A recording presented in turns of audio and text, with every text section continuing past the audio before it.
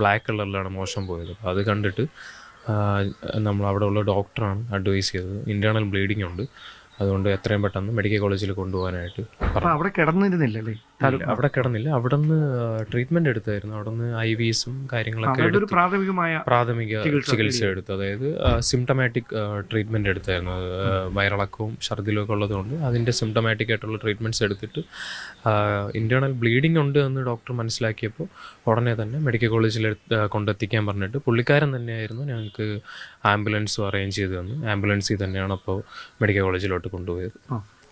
അപ്പോൾ ഈ പോകുന്ന വഴിയിൽ എന്തെങ്കിലും സൂചന തന്നിട്ടുണ്ടായിരുന്നോ?